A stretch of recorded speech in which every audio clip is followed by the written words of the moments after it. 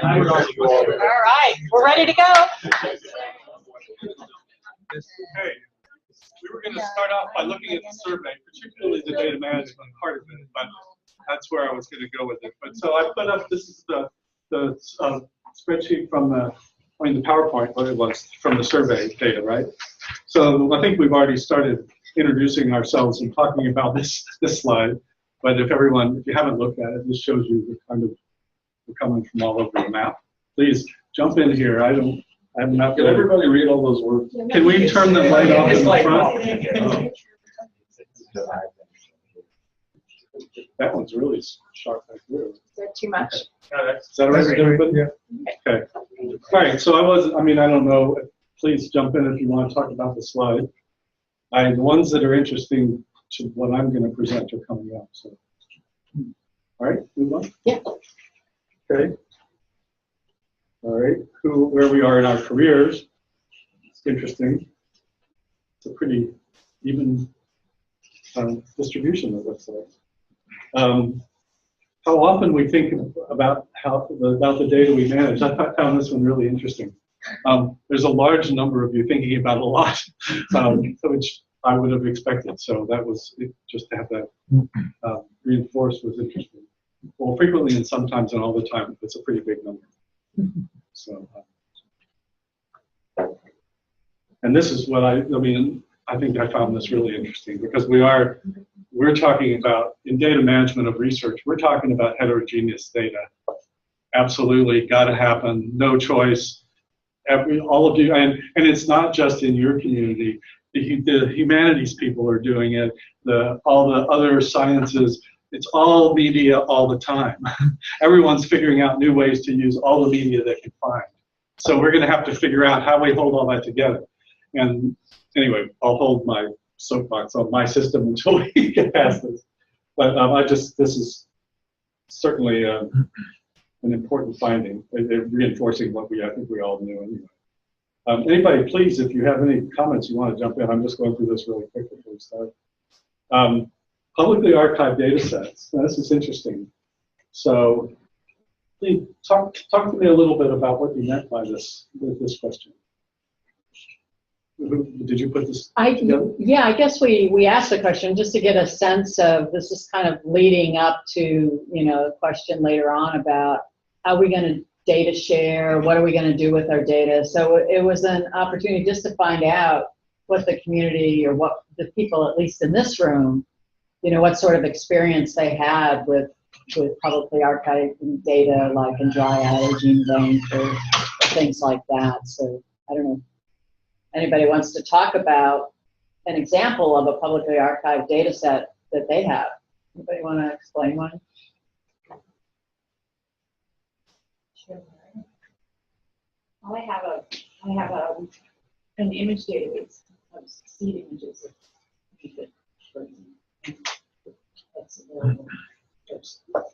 So how did you make it available? But it's your image database with its own web interface made available as an archive. Available on the web. Yeah.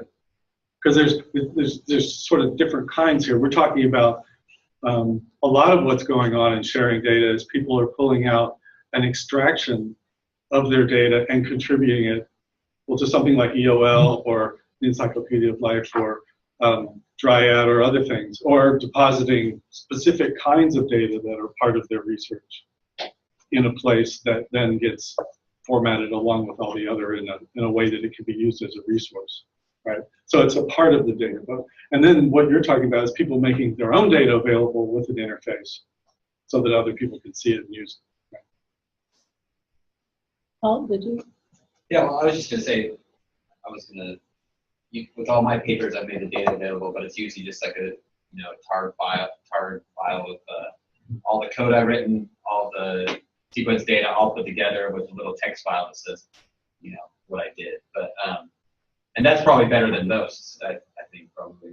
So I just think there's a real need for a better way to do this. Let's agree on a term here. Tarball means that. I've got a group, I've put a bunch of files together and I put a little bit of metadata on it and I put it somewhere public. And that's a start. I think of that as freeze drying my data. not really, it's not alive. It's someone can figure out what to do with it later, but it's like doing data archaeology. It's not really living data in the sense that it's in a format that someone can link to and reuse immediately.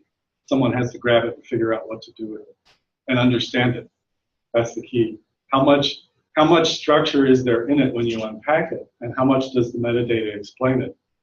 And how complex is it in the first place? Is it a really simple bunch of data that can be easily understood or not? And we're talking about large bodies of heterogeneous data. We're talking about complexity growing exponentially for people to be able to figure it out later. So that tarball could be a whole lot of things. And it's better than nothing. It's great. I mean, if we have to just have a place to put tarballs with a metadata record, we'll do it. But what people are going to be able to really realistically do with that later is a very open question. Yeah, I have dreamed of and done some talking about trying to create a very broadly based color spectrum bank, color bank, where people to deposit spectra, absorption, reflectance, various kinds.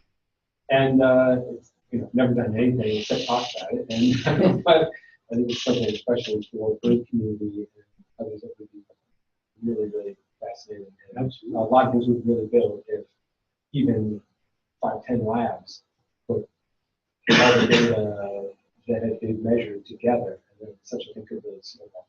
And you could really imagine that kind of data being crossing boundaries, domain boundaries, to be reused and added to by other disciplines all the time, right? So that means it's got to be available in a flexible way with flexible policies, and the technologies have to be done in such a way that A, you can understand them, and B, then you can operate on them and connect to them in abstract ways, abstract from the software that was maybe used to do them, right? I mean, you're starting to share things in ways that complexity grows like this, and everything we're going to talk about. It's really if you're not talking about the most simple bit of data, it's the long-term preservation, reuse, linking up is a complexity problem, a huge complexity problem that we have to deal with.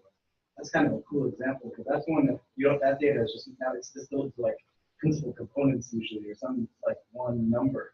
You don't get any of that information. So now we've got true with other data types like that. Yeah. That what's usually shared is a very distilled, reduced. Absolutely. And it brings up that whole problem of, so how do you trace the provenance of have all the bits of data that were contributed to that? How do you trace back where they came from to say, so someone can stand behind how well they were done? When I say stand behind, I mean someone will step up to giving an opinion that this is valid and this is what's done right. So when you want to stand behind data, you're going to say the authenticity and this data has fidelity back to where I created it. It got to the place it was going without losing. It's not lossy, right? And then authenticity, it really is the data, and I really did do it this way to derive the numbers that I contributed, right? I mean, all of that's hiding behind that contribution, right? And that's in all of our research, the provenance of the information. When you want to do reproducible science, you have to be able to trace, I mean, we think we have to be able to trace it all the way back and prove that it really is what it is. That really, and 20 years from now, when we're all, maybe a lot of us are no longer in our professions, and someone else is using that data because it's in a repository, then you have the whole problem. If whatever's not there, that's not going to be there, as far as the description of that information. Am I making sense here? I'm getting into some of the points I want to make, but I think it's a perfect. Yeah. Where I see this is really potential is meta-analysis and statistical meta-analysis are really starting to get common now, because a lot of techniques come out from the quantization techniques. Mm-hmm. And this stuff's critical for that because of the weight you have to put on your confidence with those data and everything else. So I really see for a meta-analysis, statistical meta-analysis, that this kind of thing will really facilitate this, because you really got to make subjective decisions otherwise about the data. Yeah.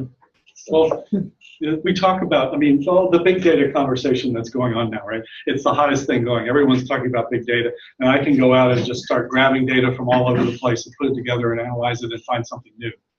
Every bit of that data that you want to bring together, you have to be curious about what its authenticity and its fidelity is, right? We're not in a world. We're in a world where there could be a bunch of data out there, and I can write a crawler program that goes across the web and does things with it. But I have to tell that crawler about each one of those sources and give it the rules for what it means and what's in it. It's not available really for the machine to be able to figure that out as it's gathering it. I mean, we sort of have to get to that point. That's where we're going, is to have this big web of information that we can start crawling. And this is a point I want to make. I'm getting ahead of myself, but it's perfect timing, so I'm going to do it. The goal here, I think, we have to be thinking of repurposing data. I had this distinction made in a group I was in, and a woman from the Department of Energy made this point, and I think it's a great one. Reuse is using it again for the same purpose it was created. So one biologist studying mannequins gathered some data about a mannequin, and another biologist will know what to do with that. They will also know some of the assumptions that you made in gathering your data, probably. They'll be able to, they'll have the secret decoder ring, I like to say, to figure out, you have a tabular data file with some variables in the columns in your spreadsheet or whatever, that are the variable names in your database, that they'll be able to understand because they know your data. Somebody studying global warming and wanting to use a bunch of Manakin data to prove something about a point in time, which is what we're seeing.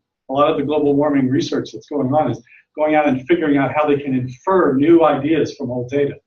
So that's repurposing. So that when someone wants to repurpose data, they have to understand it, and they have to understand the assumptions that were made behind it.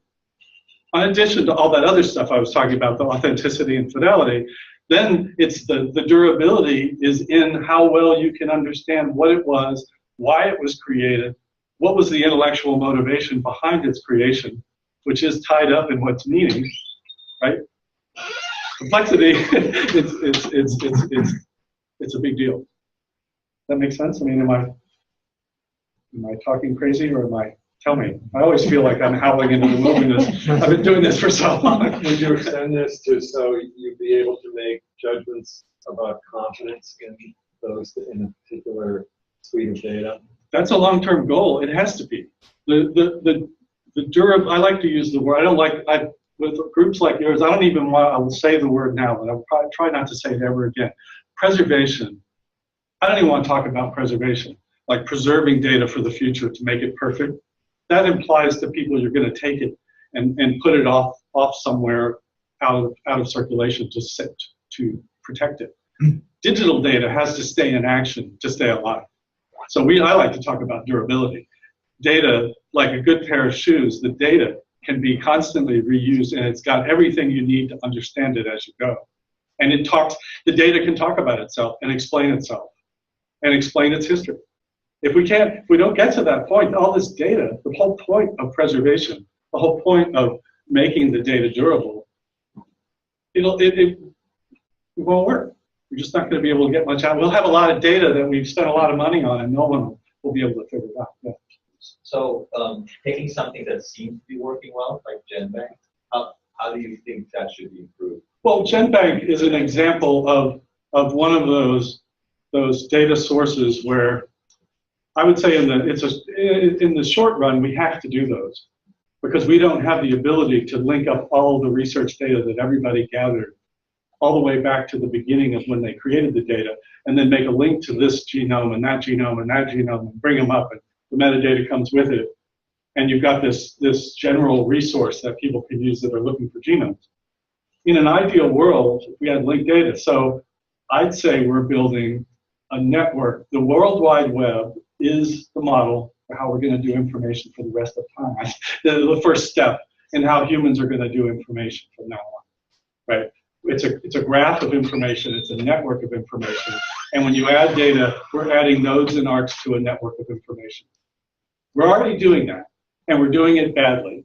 The web is a terrible medium for management of data. It's a great medium for sharing of data, right? So what we have to do, I mean, and this is a soapbox to some extent, but I believe I'm correct. I believe I'm right. And I believe what we're seeing in the way systems are going, we're starting to get the whole world starting to organize around that idea. How do we plug data into the web to meet all these requirements I'm talking about? So the data has a formality behind that web page. And when you find it through a web page, you're finding something that's formally defined, that's durable, that the provenance, you can stand behind the durability, you stand behind the fidelity and the authenticity of that data. Right? Did that make sense? Did I answer your question? Kind of. I mean, Did I I'm step just up wondering, to- like, if you could change GenBank, what would you do? Right? Oh, To yeah. make your- Sorry. I would make, I mean, I would see ideally in the fullness of time, something like GenBank would be a set of links that were made out to data that was gathered so that I could look at it as one resource. But once I find it, then I can trace it all the way back to its roots, where it came from. Yeah. So to me, it seems like what you'd be trying to get to is not just the genome, but who acquired it, what were the experiments that got to it, and what is the field data associated with it, or the experimental data associated with it? What is the photographic evidence? What are the videos associated with it? What are every kind of map you have? That's what you want. You want everything. Yeah, and there's sort of two levels of it. So once I share it into this neutral resource, I think of it as a data resource. So GenBank and EOL, these things are all contributions of data. Right now, we pick the data up, we package it up, and we give them a copy. Once we do that, there's some documentation maybe, and metadata, some level of metadata that goes with it, that I can know what happened. But I can't really trace it back to where it came from beyond that. And it's useful in what it is, if it's well done. So we're doing a lot of those because that's what we can do now.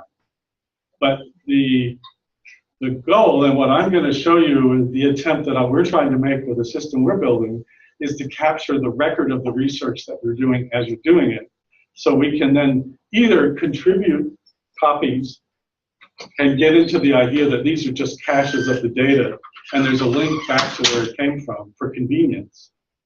These are conveniences. That's the reason it's the best we can do right now. It's gathering data from all these sources and putting it together and making it available.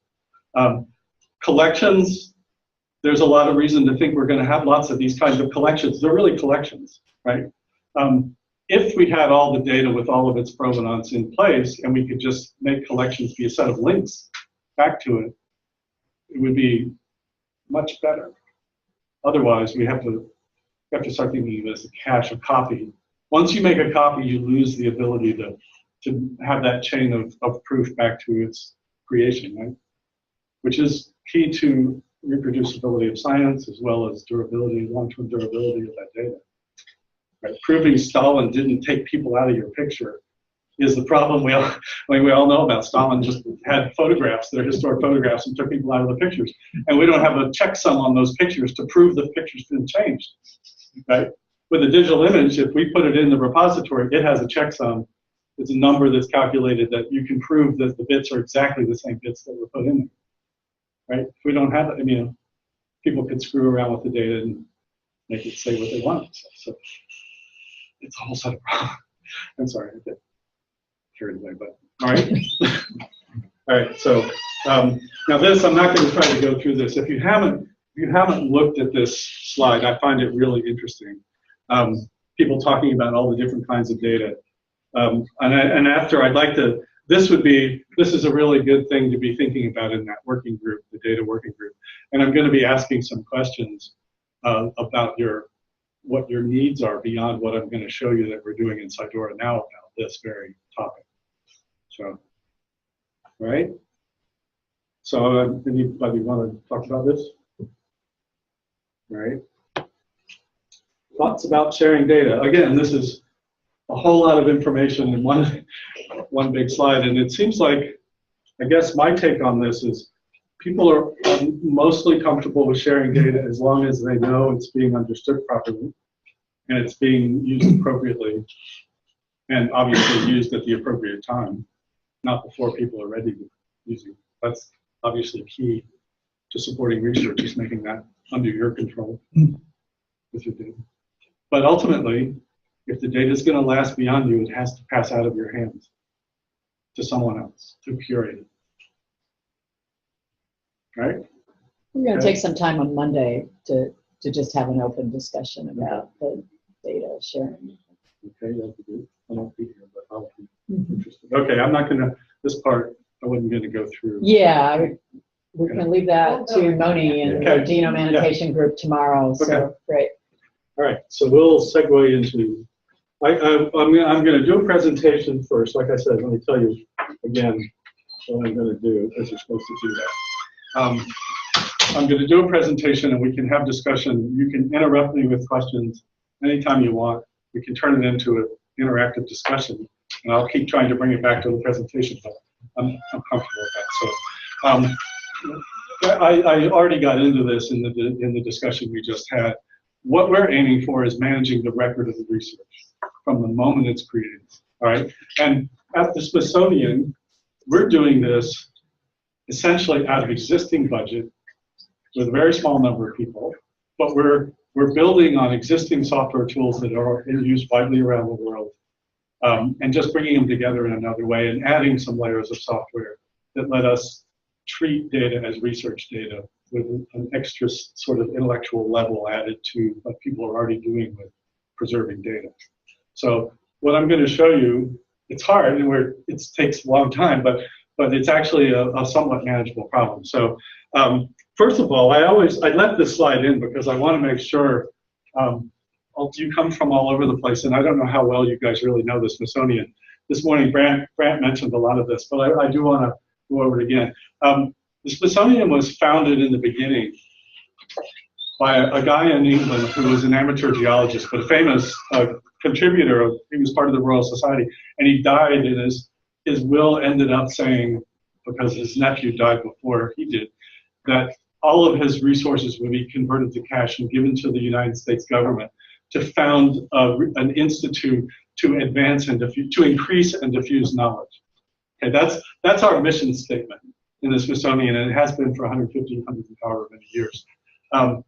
There's an unofficial, I like to say, there's an unofficial addition to that mission, which is the preservation of information. Which the whole idea of museums were not so much in the original plan. The Smithsonian was founded to be a research institution. So now we are 20 museums because researchers drag things home and save them. So we've got huge collections. We're 9 big research centers. Well, Mike was talking about this, actually. It wasn't Grant. Mike mentioned.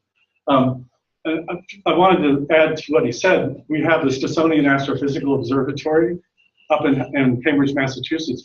We have 700 employees up there, and Harvard has 200. It's a joint operation. The Tropical Research Institute in Panama that everyone knows about, we have 300 employees down there, 300 Smithsonian employees of that. These are large, a lot larger than people realize. I give this talk to a lot of audiences. I give talks like this.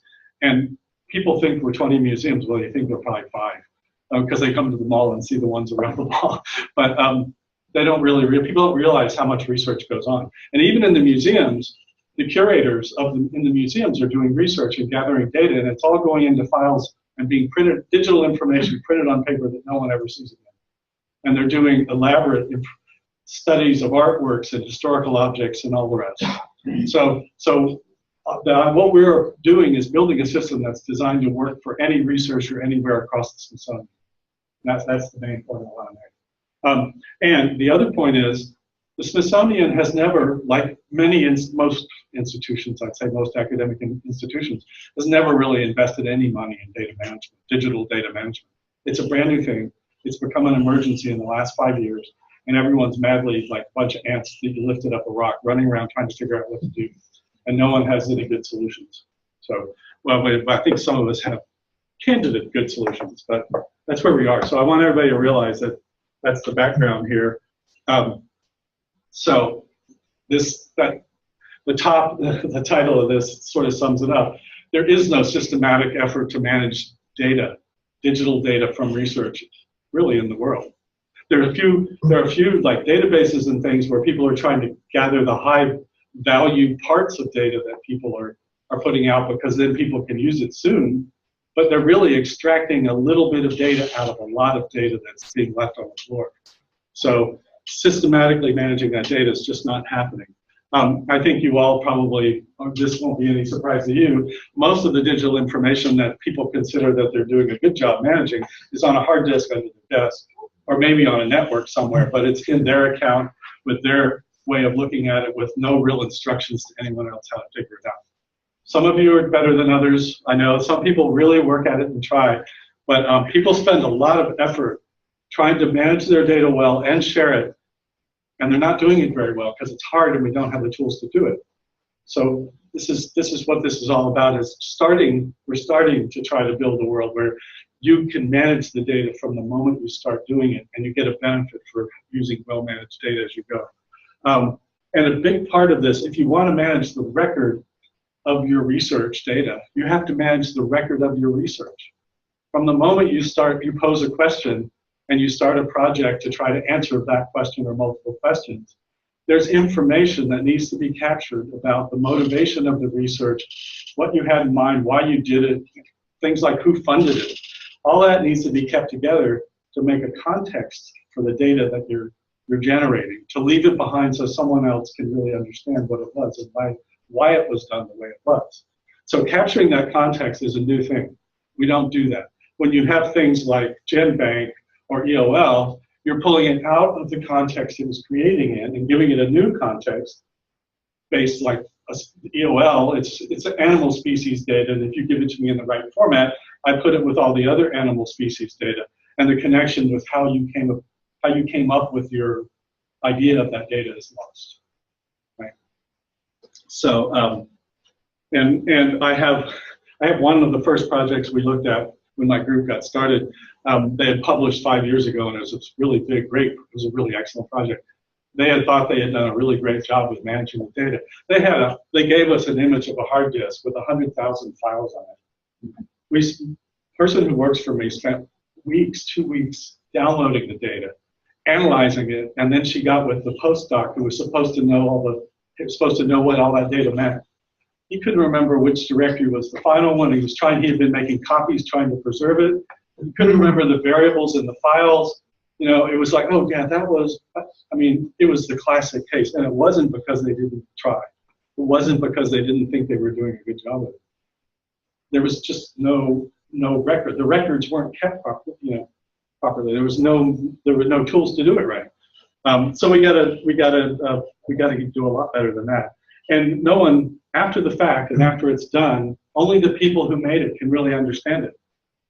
To some extent, a curator may be able to go through and infer structure and infer meaning of the data, if we're lucky. But I can tell you from experience, it's a very small percentage of what you find you can really do that to any extent. But right, does this come as a surprise? Am I saying radical things to anybody? I wouldn't think so. I mean, I think you all know how hard this is. So our goals in creating, our highest goal is to make the research better by managing the data. So, and leaving behind a legacy is really important. But if we don't make the research better and give you a system that works better for you to do research, you're not going to leave behind any good data because it'd just be too much trouble.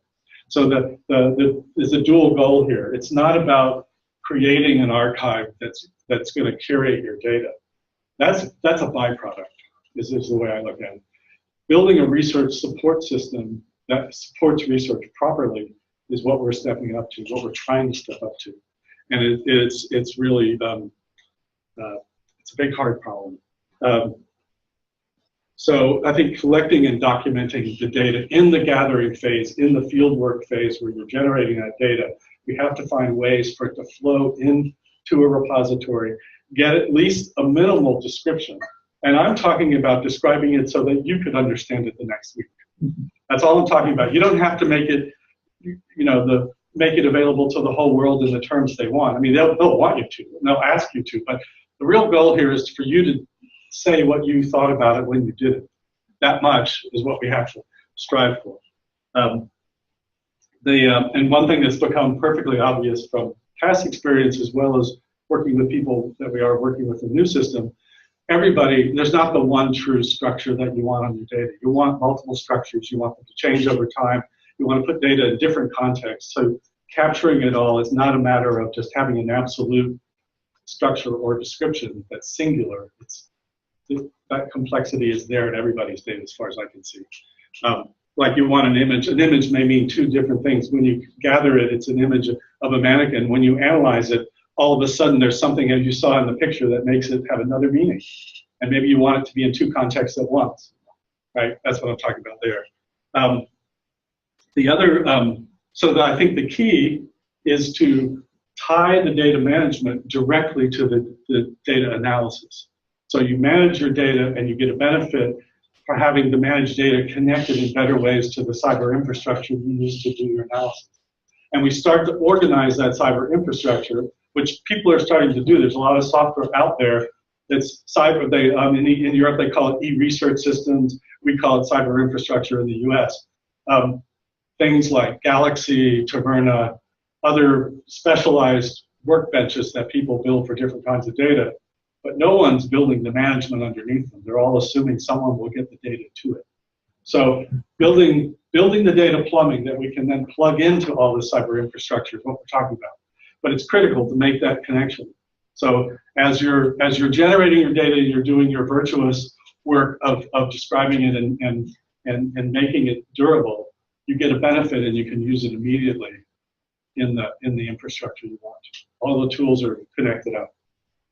And this is something that's going on, has been going on longer than the data management. People have been working on the cyber infrastructure for a long time. But it's all sort of out there with no one wants to step up to the data underneath it. How do you get it organized so that it's standardized? I think what we're talking about here is we're building a layer of data in the world that sits below the applications. So our software applications that we get, that we've been generating really powerful things, they all, for a long time, have had their private data management schemes. If any of you use ArcInfo, I assume some of you do. ArcInfo, until recently, it's getting better now, but it treated the world, all the data in the world, as attribute tables for it, not as data that stands on its own. So we need to have data be abstract from the software, and that's really what we're talking about, is bringing it all together. All right, and sharing the data at the appropriate time in the appropriate ways is critical, which means you have to be in control and you have to share it and be able to share it when you're ready, or when policy tells you you have to. At the Smithsonian, I'm told we have a regulation on the books that you have 1 year to publish your data and it has to become public. The dirty little secret that no one really talks about is you can't do it. And no one's really held to it. But it is a policy on the books, I'm told. And ultimately, like I said, the whole point is leaving a legacy of data behind so that someone else can reuse or repurpose it. So they're getting back to the durable and trusted. So trusted is another idea. I haven't used that word, but when I was talking about authenticity and fidelity, I trust that that data is what it says it is. It is the data that was created that continues to be legitimate back to the moment of creation. So a lot of what we're talking about is making the system, as you're using the system, you're getting all this benefit behind the scenes. You don't have to do it. It's happening.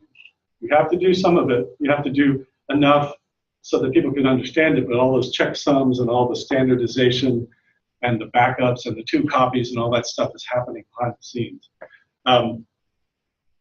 And you got to have metadata. It's an evil word. I try not to use that word too much with people either. You got to describe this stuff. It's critical. I've already gotten into that next one, context and provenance. I've hammered that pretty well. And fidelity and authenticity. You got to be able to assume these things. And the security of the data is another one. And at the Smithsonian, we run into this all the time. Researchers are very frustrated with our security systems. We were talking about this at lunch. Our security at the Smithsonian is basically Department of Defense level security, because it's all based on financial data and human resources data with social security numbers and stuff. Research data is different, and we can't separate them out yet. We need to have security so you don't lose your data, so that it doesn't get corrupted. But I think we can have a higher level of tolerance of risk than some of this to get what we need. I mean, having to go through, jump the hoops you have to jump through to get to the tools you want to use is a problem. I mean, having to have VPN so that you can run your job, you know, when you're outside the Smithsonian at home or in the field somewhere, we got to get it. We're working on that. System I'm going to show you already operates outside the firewall. The data is behind the firewall, but you use a web interface to get to it and be anywhere in the world. I'm very proud that we were able to get that in the beginning. I already talked about the repurposing. So as I've already basically said a lot of this too. So the researchers, we're building a workspace. We're building a support network with a workspace where you do your work, and a lot of this is happening around you. That's the philosophy that we're following. Again, the primary goal is to enhance the research. And a key part of the software we're building is giving you the control, the ability to control the policies on your data. When I talk about policies, I'm talking about access, but I'm also talking about, is this data, should it last for 5 years, should it last for 10? Someone else may want to make that decision too, but there are all kinds of policies about the data that need to be applied and tracked. And they need to be for the period of time the data is in your hands until you're ready to give it up or you're told you have to, you should be in control of those policies. So the system we're building will have that in it. And the software tools have to be integrated. I talked about that. So this is the picture of the software environment we're building. And what I'm going to show you today is the workbench that's down here, the content creation and management environment. So in this picture, these 4 blue boxes, they look blue on here to me. Sometimes they look green, so that's why I'm not sure. Think of those as 4 different software environments where the tools are plugged in to do those functions. So we have to build this workbench part from scratch. It lets you upload your data, organize it, describe it, and then it puts it in the repository, which you're in control of. So you're getting as much as possible of the benefit for trusted data, durable data, as we can give you when you upload it to this repository if you do certain things. And so you can use that data in the discovery and collecting environment. The idea is to think search interface, but also think extracting groups of your data to work on. So you can search through and find a bunch of information objects. I'll talk about that more in a minute. You can take that set of objects and you can take them into the analysis environment to do your analysis. You can gather a bunch of tabular data files, put them together into an aggregate file, pull off just the columns you want, and then do an analysis on it, maybe work on the data, clean the data up, do your analysis, and then in the process of doing your analysis, you create other data. You may create a new aggregate file that you want to associate with the publication. You will be creating provenance information about all the steps that you took in the analysis. And Galaxy, how many of you are familiar with Galaxy? Galaxy? No, Galaxy is a software package. It's a workflow management. It's part of the Galaxy, but a really small part. But it's a workflow management system, and it's building towards the possibility of providing metadata about the software that is used, the configuration of it at every step of the process, and putting the tools you want to use into reusable workflows that do this automatically. So this is happening, this kind of what we're talking about is happening all over the place in the different pieces. But so that's where the data then comes back into the repository to be managed. So that when you're done, all of your data, all of the analysis, it's one information structure that lives on. That's the record of your research, right? Does that make sense? The dissemination is another set of activities, and it can be sharing data. So I didn't talk about this yet, but so that when you're done with your project at the Smithsonian, the idea is it'll be a migration process, and it'll go into our curated repository, which means the responsibility for managing that data goes to someone else, right? But you want to be able to use that data. The whole point of saving it is so someone can reuse it. So you want to be able to get to it. So this is the connection point for gathering data. That's a big, searching is one thing, discovery is one thing, but discovering data so that you can grab it and reuse it with the tools you want to reuse it with. So other curated repositories, an example is GenBank. So I want to go get a genome that I want to work on. I should be able to pull a link to it into set that I'm building to do my analysis, pass it through, and then only get the file when I need it. But the idea is that you'll be able, collections or other people's research, you'll be able to search. This is the grander scheme down the road, but that's what that represents. And then dissemination is where you want to share your data. So you want to pull out part of your data and hand it off to GenBank, or you want to hand it off to EOL or one of the others. There are tools that you'll use to do that. And then these arrows represent the fact that you would contribute. So this is a set of tools and processes that we're building, we're trying to build, that make that possible. This is to remind us of what needs to be done. It's really what this picture is about. Trying to describe the whole set of problems we have to deal with. And then obviously you want to be able to just directly publish it to the web. So you may want to make your data available. As soon as you're ready, you should be able to share it with whoever wants to use it. So that's what that all represents. And obviously you create new products in both of those environments. Right now what I'm going to show you is the interactive process that lets you upload your data and describe it interactively.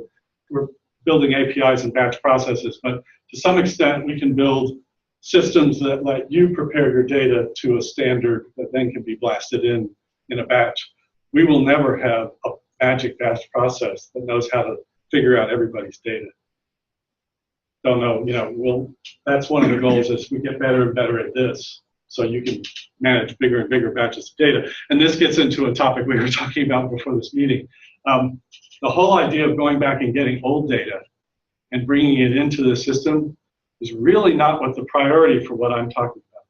Our priority is to capture data that's being created now and could be lost.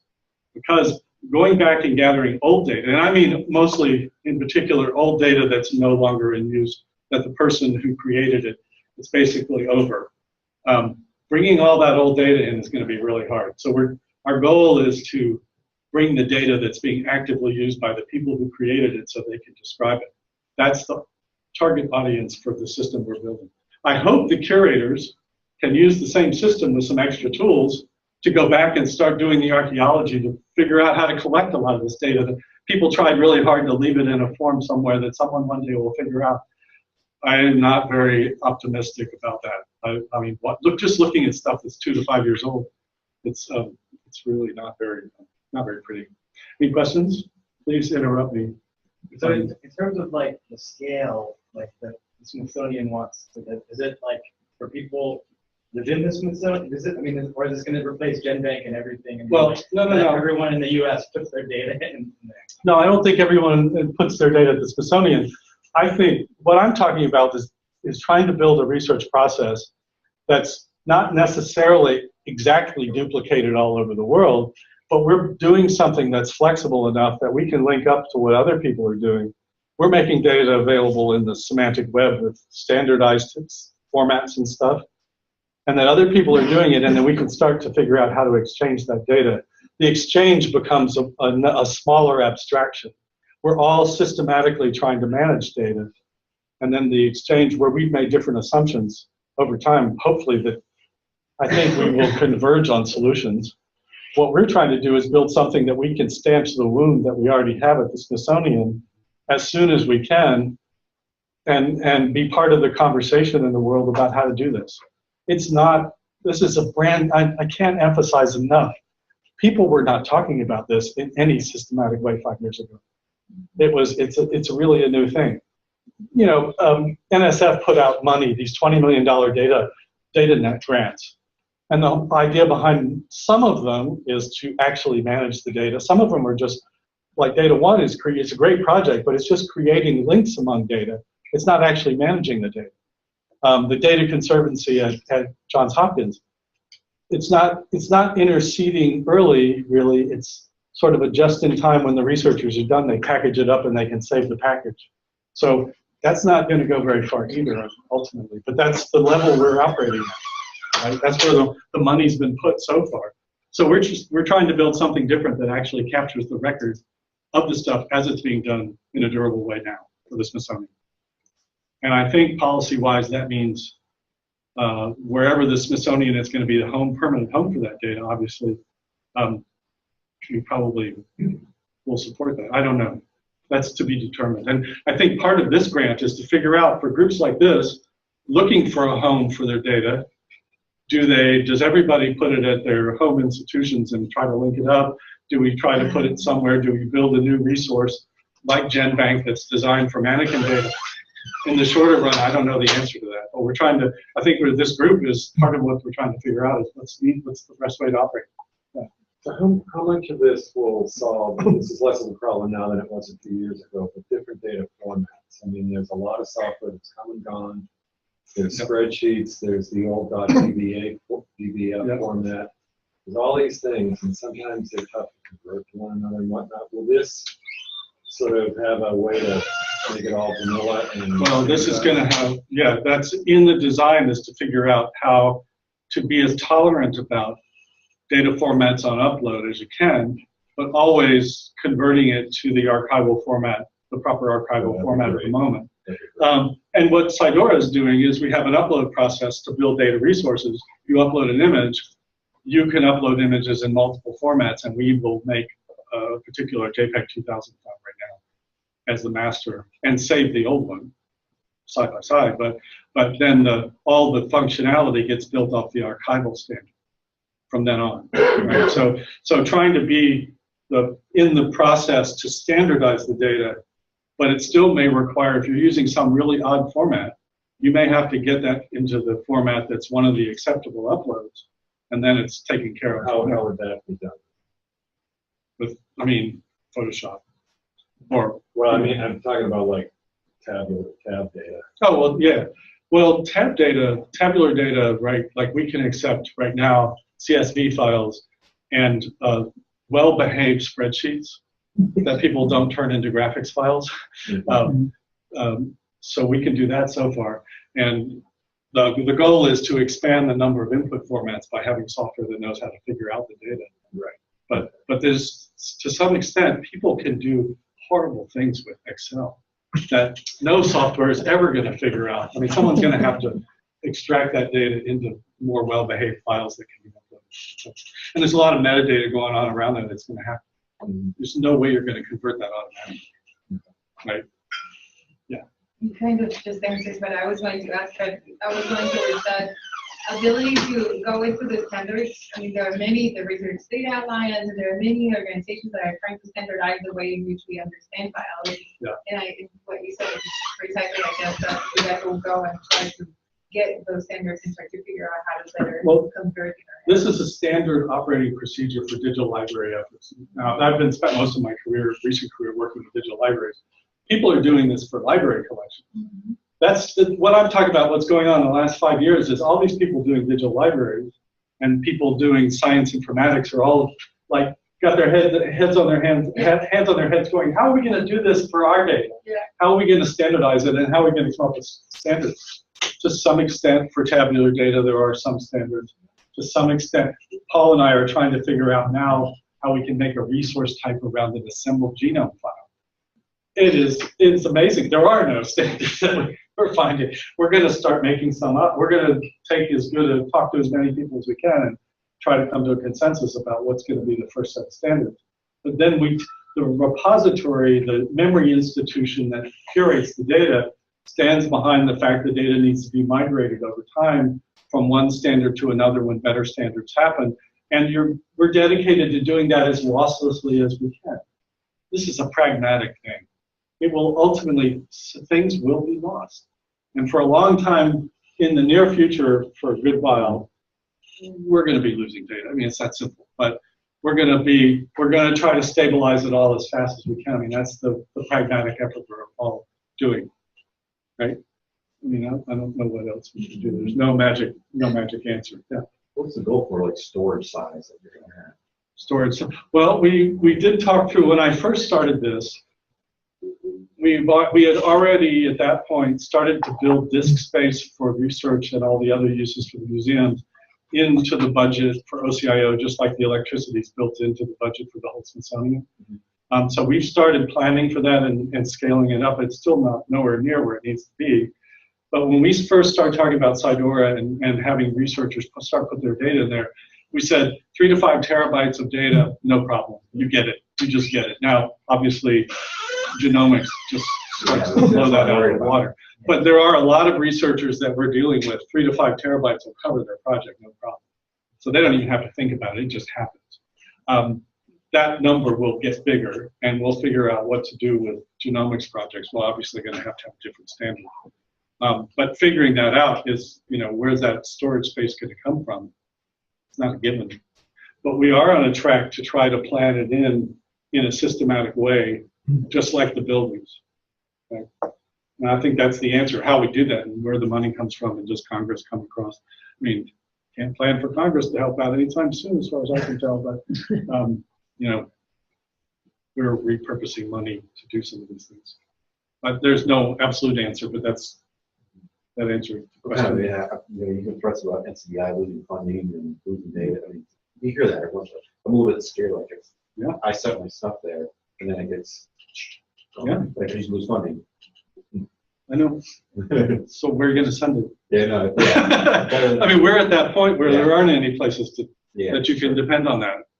We got to all be really pragmatic here. I mean, it's the Wild West for this stuff, right? So I think I've already really started saying this, that the web is the model for how we're going to do this information. The idea of you generating research information as researchers means you're going to start adding nodes and arcs to a network of information. You're going to add units of content and relationships to an existing set of data. That's the model. That's the way the web works. If you think of a web page as a node and a link to another web page as an arc, that's what we're talking about, formalizing that so that we build systems that act like that. And the implication is that the memory institutions like the Smithsonian, we have to start thinking of ourselves as maintaining our corner of the network. We're not maintaining our perfect collection off on the side where we can shine it up and show it to everybody. We're trying to maintain data that can be linked to, and we can link to, our people are linking outside, and we're supporting that whole network of interconnections. The web, that's the way the web works.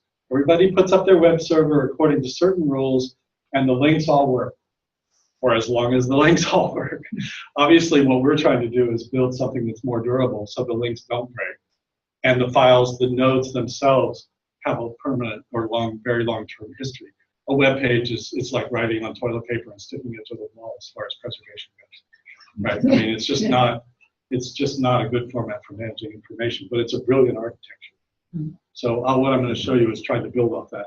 I think I've said just about everything. Oh, I'll re-emphasize this.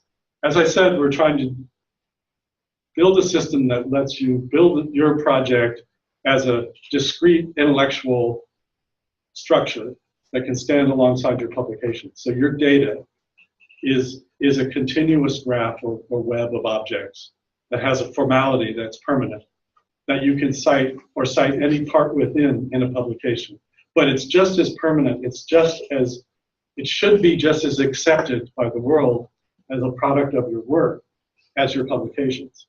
Now, obviously, getting people to accept that as part of the reward system to build itself around that is still to come. But until we build something that you can stand behind and point to, no one's going to give you, the reward system isn't going to be like a publication. So we're trying to do something that each project is a thing. Yeah. I just like to add, it is now, NSF has changed their model in their CVs that when you list, it used to be your 5 most relevant publications and 5 other publications. They've changed that to be products. Yeah. And the data product is viewed in the same way as a publication when you put your CV in on a research grant. Those are aspirational things. They're not, you can't really do it. And then NSF's not making the money available in the grants you're doing to do it. And they know as well as you know that your home institution probably doesn't have any way of doing it. But yes, I mean, it's a start. It's like the data management plans. You're required to do a data management plan with your project now to get the money. Everyone knows there's no way to really do it right. It's starting to be. We're moving towards it. But yeah. Is it planned to also have permanent records of entry to have something like a DOI for the type of data like entering or to generate them as data? Yeah, absolutely. I'm frankly not the biggest fan of DOIs as a format, but we'll use them if we have to. I'm not worried about that part yet. But I see a lot of projects out there. They're all focusing on that rather than doing the data. Like everybody's worried about, we have to get all this agreement about the DOIs and the identities of the researchers. They're great projects, don't get me wrong. But there's a whole lot of people spending a whole lot of effort at that level and not spending the effort at making the project so you can put a DOI on it. No, it's very true. I mean, the National Agricultural Library has a project that captures genomic provenance for the data. But I think we need IDs that you can mint an ID for your stuff, and you know it's unique in the world when you mint it. You don't have to, like, there's something called UUIDs, which are not perfectly Aristotelian examples of that, but the odds of a number being recreated are so enormous that we could actually live with that system. But no, and we're starting to. I think our persistent IDs within our repository for objects will be built around that, so they will be unique. But we also will ensure within our repository they're unique.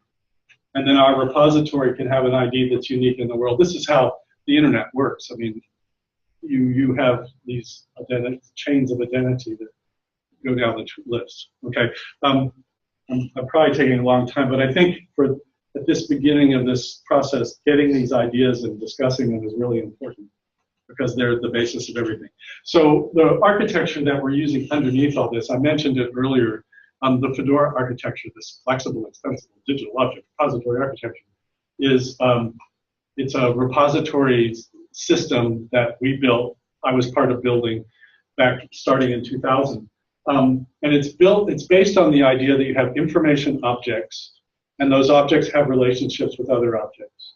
So the repository manages data as objects. And an object is made up of a bunch of data streams, files, thing files. So in a Fedora repository, when you upload your data, everything is files on the hard disk, files on the file systems. And then Fedora has essentially an XML file that describes how to put it all together. And then all your metadata is in a file, all the policies about it's in a file, all the content for your particular pattern. If it's an image object, I might have an archival image, I might generate a thumbnail, I might generate those on the fly now, but in the past we made thumbnails that were files we managed in screen size. You manage all those as part of one unit of content, and then you disseminate them on demand for the right purpose. But your data, instead of being big databases that you have to manage, every unit of content is a freestanding thing that can be stood behind. I can have a checksum for this whole object and prove that it's been changed or not. When I change any part of it, I can version each one of these pieces and reconstruct the object on the day that it was created. And then we're using, are any of you guys familiar with RDF, Resource Description Framework? Semantic Web, linked data, it all operates with RDF. It's a system of asserting a relationship to say this resource has this formal relationship to that resource. And it's a bit of essentially data itself that's a record of the assertions that were, the relationships that were asserted for an object to another object. That's in a file in this object as well. So this object knows it's a parent of another object. It maintains that data as part of its data. It's not somewhere in some piece of software you have to go and get. None of this data depends on the Fedora software to be intelligent. You need to have intelligence about it. I could write a Perl program and recreate this repository in another software package without using Fedora completely. That's part of the durability equation. You don't depend on the software to understand your data. And your data is in pieces that I can stand behind the authenticity of each piece. That's what Fedora brings to the party. So I'm getting to, yes. So what do you imagine as an object? A singular observation or some set of related observations or all the data on paper? So one base pair, one locus. It depends. The context from it's a design problem. It's a design problem. From Fedora's point of view, you design the content models for the objects you want. I have a very strong philosophical opinion that you have a unit of logical content belongs in one object. If my unit of content I'm talking about is a logical part of another, core, this is very, it's not very Aristotelian complete yet, but the idea, if there are complex resources, so if I digitize a book, there's an object that represents the book as a whole, and there are child objects that represent each digitized page. And the transcription of the text, if I transcribe it and mark it up, which people do, that's a data stream in the book object. But then the book knows how to assemble all the page images. But each page image is a free agent to be reused as an image, because some of them are very rich images, right? So there's an art to that. It's not a science at this point. It's figuring out where the granularity is. But I think you'll see in Fedora, this is become very clear what the way we're thinking when I show you in just a second.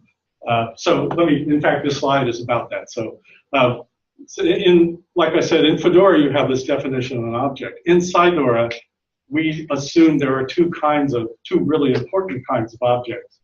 Concept objects, which essentially are a bunch of metadata that represents an idea or a digital surrogate for a physical thing, like an animal specimen, or it's basically, so a project.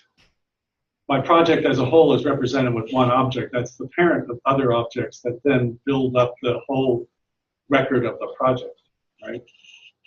Make sense? So we have concept objects that are the backbone, that are actually creating the intellectual context for organizing the data. And then we have resource objects, which are units of content, like images, like video clips, like gene sequences.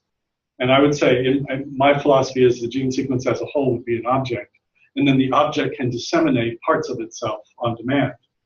Where you pitch that object level, is it each contig or is it the genome as a whole, is an open question.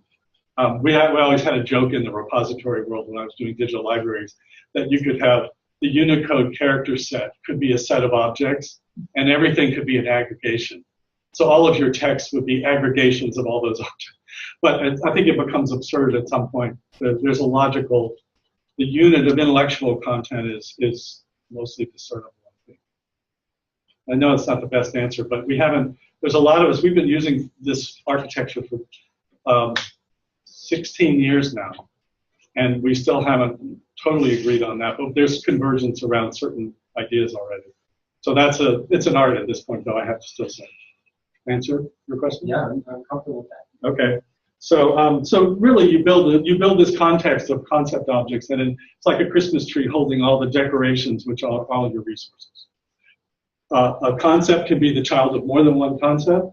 A resource can be in more than one place simultaneously. So I can do my data collection and my initial graph of description, my concept objects represent the way I saw the data when I gathered it. And when I do my analysis, I can build another whole set of objects that reuse all the data I found in other contexts. So I have an archaeologist who's been doing this. He was my first user. And you start out with archaeology as you dig, and you're documenting your dig, you're destroying your evidence as you go. So you've got to start capturing the record of these, the concepts about the thing you're destroying have to be captured. And then the digital images and the data files that you're analyzing, the soil or whatever you're doing, starts to hang on that structure. And then you've got your data gathering structure. You start doing your analysis, and I've got this particular type of pot. I found them in 5 different tombs. I found the same pot. I can point back to the concept object that represented each artifact and give it a new parent. And then the set of pots that I'm analyzing looks like it's in that structure, but then I can trace back each one and find where it came out of the ground, right? So you can have many simultaneous contexts. And that's what linked data, why it's so powerful. It's really flexible. You're just asserting these relationships, and you can insert as many as you want. So this is what it looks like. In a very crude picture, I'm really not very good at graphics. I'm shameless, so I just use it. So that concept, the top concept in our system, when you get an account in our system, as a researcher, there's an object, a concept object that represents you as a researcher at the Smithsonian. And you get your account and you start adding project objects to it, which are all the projects you're doing, then you're essentially building these concept objects. And you can just give it a title. So I can build an object and just give it a title. That's all that's required. But the concept object itself is a rich array of metadata about that concept. So I think of it as, it's like a directory structure. So each concept object is a directory. And I can just give it a title, and I've built a directory structure that are objects that have all this assurance behind them, unlike a directory structure. But each directory can become more than a name. It can become an entire record of what that concept means in this context, in your project, right? And then it becomes, the directory holds all the resources that are immediately children of it, implying that those have that meaning. These resources are associated under that, so they inherit that meaning is the basic idea. The same way you use a directory structure now. I mean, people spend a lot of effort designing directory structures to reflect their intellectual model and then start uploading files. If you think about it, our concept objects are like directories and the resource objects are like files. Only they're a lot richer than that. Yeah. Sorry, can I ask a question? Just so if I think about a tabular data set, so going that the top one going down the tabular data set, is there redundancy? Could you have the same tabular data set related to that concept that might be related down to the other one, but they talk to each other? It's the same one that just has two different relationships. So that's what I'm talking about. When you're gathering your data, there's a first parent, that's the first child of that. When you upload it, you're saying, I created, like, this concept is a particular area that I'm working, a LEC, say. And then that LEC, I have a bunch of pictures I took of that LEC starting out. And then I might have some other set of concepts that's a whole bunch of specimens. And those specimens might be in one of those pictures, right? But I'm talking about the specimen and the concept object. But then I have pictures of it, and the picture could be in many places. But the concept itself can be in many places. So I can have, that's sort of what I was just saying. So I could have a bunch of specimen objects for each of my individual specimens.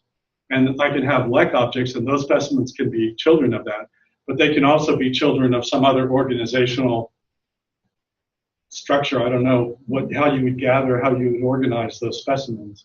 If you're doing more than one species, you could have a tree of species specimens, and then have the LECs and have those same specimens, and then everything under it sort of inherits the structure. That's the underlying assumption. And right now, the relationships are real simple. It's just the parent owns the child. Parent has concept, parent concept has resource. But we can build a whole array of meaningful why this thing is important in this spot, and have another layer of relationships that we can impose over top. That's what linked data is all about. So that's what we're not doing that yet, but that's part of what this group, if you were using a system like this, you could have an ontology of the kinds of concepts and the structures, which kind of concept can be used as a child of which kind of concept. Certain concepts have certain kinds of resources as children. You could agree on that ontology, and we want to build the functionality into Fedora that would start out that if you're a Manakin community and you buy the Manakin community ontology, you would plug it in and it would just only give you the choices that were appropriate. Right now, it's completely flexible. Is this making sense? And please ask questions, because I'm going to one more slide, and then we're going to do a demo, and then we can maybe take a break, and then we'll come back and I'll make you type. All right, anybody, any questions?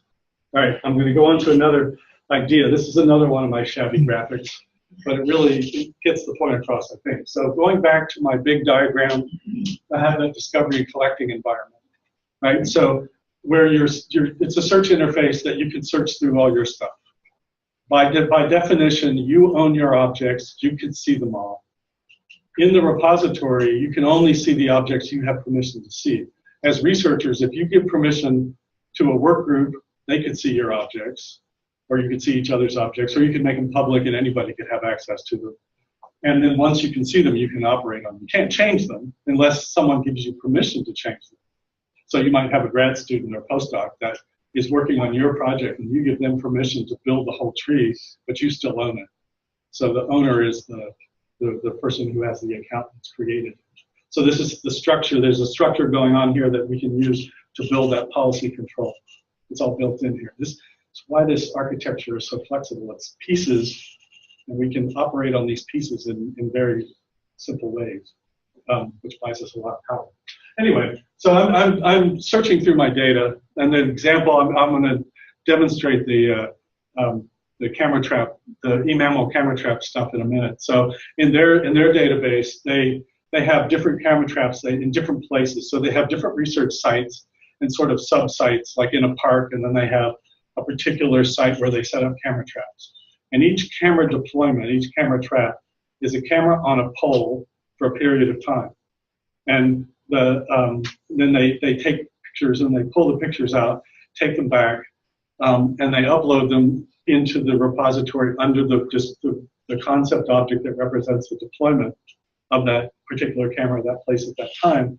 And then they look at all the pictures and they create these tabular data files of observations. So the researcher looks at the pictures and says, this animal was there at this time, and it was an adult, this species, I think. Anyway, so they have this whole big array of objects with all these tabular data files. So they could search through their data, have a query that says, I want to see this kind of animal at this time of day, and they do a search across all the deployments that found that kind of animal at that time of day, and bring back the observation file, which is a little tabular data file. And so when it brings it, we can have a workflow. Anyway, first of all, so they're gathering all the files they want to work on. So they've done a query, and they've gathered a set of resources that are the observation files. All they've done is gather a set of links to files that are already in their project because they've already uploaded. So they built, behind the scenes, they built a temporary data set concept object that says this is a data set that I created for this reason, and they can describe it and make notes about the data set.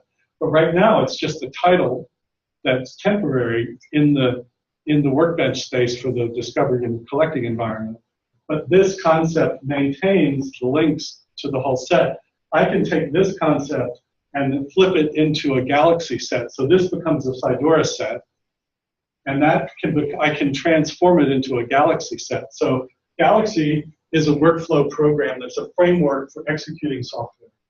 A lot of people, it was built by the genomics community to do genomics pipelines, essentially, to formalize the strings of programs you run against the files that you're using to give you a predicted output so that you can rerun them, so you can reuse them. And in the genomics community, they don't call those workflows so much, they call them pipelines. So that's, think pipeline and workflow are sort of interchangeable terms, in my book anyway. So the idea is we can have these workflows and all the tools are already installed that you want to use on your data are already installed in Galaxy. That's how Galaxy works. It's coming with a whole bunch of tools already installed. If I can transform a Fedora set of objects into a Galaxy set, and Galaxy has the notion of a set, then Galaxy can operate on those files in all the ways it already knows how. So this is how we can start to take managed data and connect it up to the cyber infrastructure. This already exists, and there's a whole world of people building on it. Paul and I are starting to look at how we can operate on this. So will you get the basic idea, though? So you can grab your data, mobilize your data. The Sloan Foundation people love that term. Mobilize your data so you can use it. So you grabbed a bunch of data, but part of what's going on here, so I've put that in here, I've done my work, I've maintained the connection back to this concept object. If I make some new data in the process, I can add them and bring them back, and then this thing can be put back into my project in the place I want it to be. So the grouping, this is where I was talking about like the pots in the archaeology. When I'm doing my analysis, I create a new node of meaning to make sense of some existing objects in another way. This thing can be cited in paper for that data that I use. And the new data that I create comes back, and it's a child of this. And then the workflow, when I bring it back into the repository, you have to go through answering the questions you have to answer about them, but most of it should be, a lot of that data will already be defined because we can control that in the workflow, the Galaxy workflows. We've been experimenting with Taverna, which is another workflow management program that was, I think, invented by the biology community, bioinformatics community, right? And all our routines are already installed in there. We've been experimenting with the camera trap data, so we know that basic principle works. Galaxy is a much more powerful looks like a much more powerful environment. The workflows, you have, both of them have a graphic interface to let you build the workflows.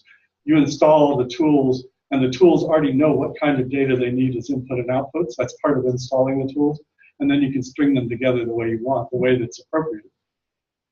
And save that workflow, and that workflow can then become data that's actually in Taverna, it's an XML file. I don't even know what it is in Galaxy. That XML file that is the workflow description can come back into your project with it.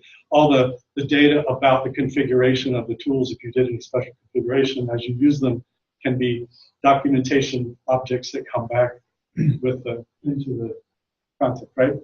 Yes. So if, and this happens a lot, if you discover that there's an error in the original data, somewhere there's a mistake. Yep. You update that. That would refresh every box there. If you in Fedora, in our repository, if you update an existing object, it's automatically versioned. So you would have the newest version would be what you were operating on, right? So if ideally, and that's the way I would build the interface that lets you update your objects, you would be either updating the existing object and versioning it, or there may be a case where you actually want to build a new edition of that object, where you really want both and you want to change it some for some reason. We want to have an interface that allows you'd have two objects with a sibling relationship that says, I was derived from that one. That would be, we can build those things on top of this. That's the power of this. It's simple to get started. And what I'm going to show you is really simple on one level. It was hard to get built, but it's pretty simple. But we can build all this other complexity on top of it to reflect all these different meanings. Right? Did I answer your question? Yeah, I mean, going back to your archaeology example, it seems like this would be a way of screening for data quality by just putting in something like, all the plots collected on Mars, and somebody happened to put in Mars. Yeah. For some wrong reason, and that because some of these things you get thousands and thousands of records. Yeah. There's going to be a lot of mistakes. Yeah. This might be a way of actually doing data quality. Absolutely. I mean, you can certainly the system is as good as the metadata you put into your concepts. Each resource object also has metadata that describes what that resource means. So it's a whole tree of metadata basically. And like I said, you can build as much or as little. You're only required to give a title on a concept, and there's only one or two fields in the resource that are required. The workflows in uploading resources, we can stuff a lot of metadata in there for you with these backend. We have a backend process. You say, I'm uploading a tabular data file, and that's a special case that I'll talk about in just a minute. But then when you say I've uploaded it, and here's my little bit of metadata I put on it, and it runs a backend process that puts it in the repository, it's doing other things on it, and like if it's an image, it goes in the header and it can get the create date time from the header of the image and put it in the create date time metadata for you. That's where we build out that functionality as much as we can. Paul and I have been talking about, as we upload these assembled genomes, building this back-end workflow. Paul's got scripts he's written to do his own work that we could apply in that back-end workflow that would start to fill in a lot of descriptive metadata about that genome for you. So when you put your genome, you upload it, and you don't really just give it a title. In fact, you don't even have to give it a title. It'll use the file name that was on it when it came in by default. And you come back to it after the asynchronous process is done. You'll see a bunch of metadata that's probably going to be really useful to you. Because we can build that in. We have points in all these parts of the system. We have points that we can build in processes that improve things because it's all laid out flexibly and connected, right? Yes.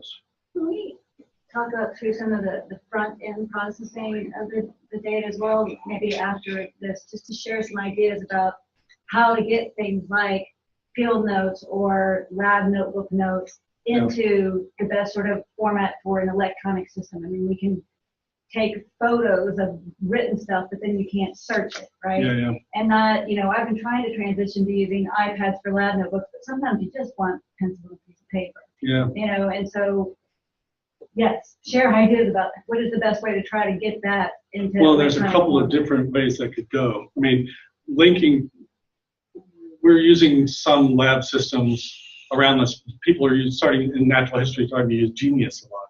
So interconnecting with Genius so that in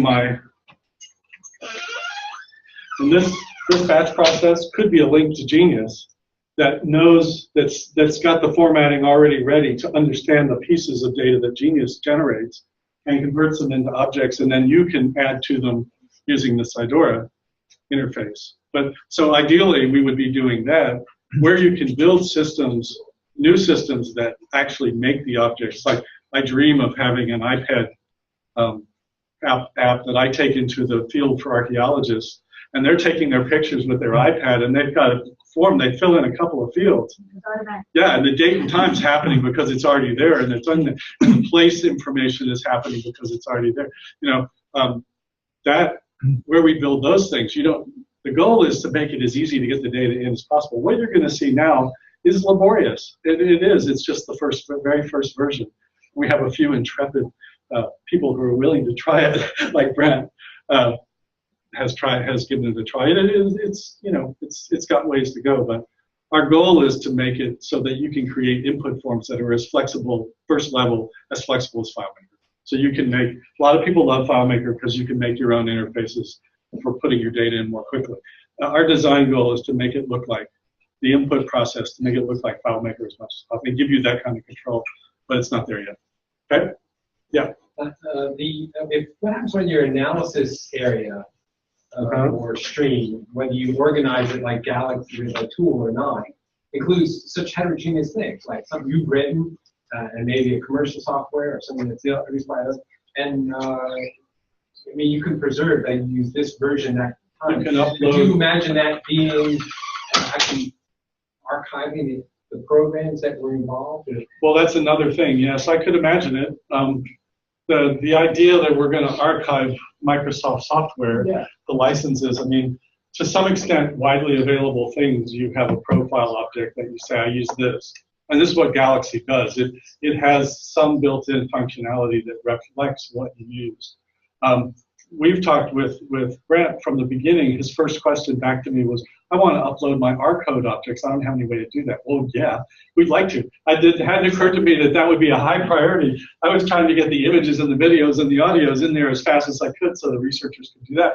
And it's an easy one. We can do it, you know. And you'd have an object that's an R code. So in this vision of trying to get the data and to be repurposed in ways that are independent of the actual event that happened in the past or our analyses that we do. The document it seems like you might fix lots of problems, but there's like one big one that's like maybe the software that was used in some part of the analysis. Oh, absolutely. But that's not, we're not introducing that new problem. That problem's already there. Yeah, right. The thing is, the framework that I'm talking about would let us make objects that document whatever we want to document. So figuring out how to standardize descriptions of software and making the software itself a durable information object is a problem. But solving that problem would solve a lot of problems for a lot of people. But if we did solve it, we've got a place to put those objects and relate them to your intellectual content. And that's what I'm thinking with Galaxy. Part of the attraction, and I've put together a grant proposal that I'm trying to get funded that will build a set of configurable workflows for R analysis and genomics assembly first. And we can build those things and put all the tools in for biodiversity genomics is our goal at the Smithsonian right now. So all the tools that people who are working with biodiversity genomics would need would be available in the library and done to a level where they were dependable. What Galaxy is trying to do, they're building over time into, is as you use each one of those tools, there's a provenance file that's being created. I ran this workflow on this date. It ran this tool, this tool, this tool, this version, this operating system. It's all documented. Or that's their aspiration. I don't know. I really don't know yet how far along they are. But we want to do a grant to build this piece with Galaxy and focusing on, I'm talking with Marine Geo right now about using some of their projects as a focus.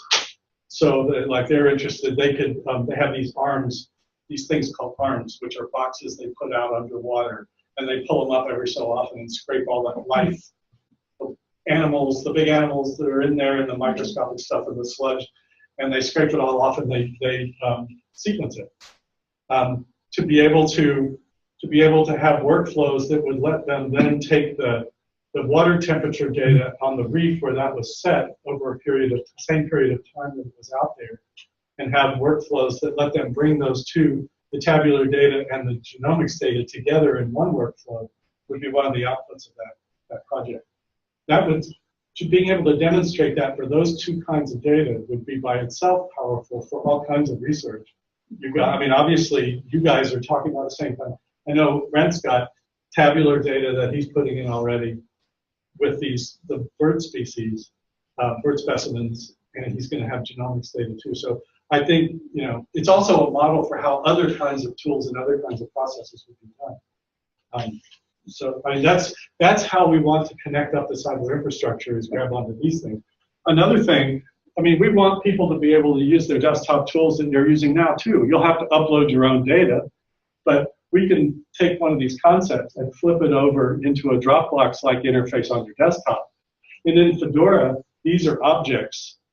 On your Dropbox, it would look like a file system locally, but the files are really URLs back to the call to get it out of the repository.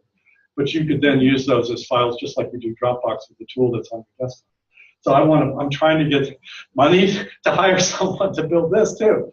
But that's where we are. I mean, the information architecture that we built allows us to do all of these things. That's the attraction of that architecture. It's very flexible, and you can hand data off with its metadata and its relationships and all that. Right?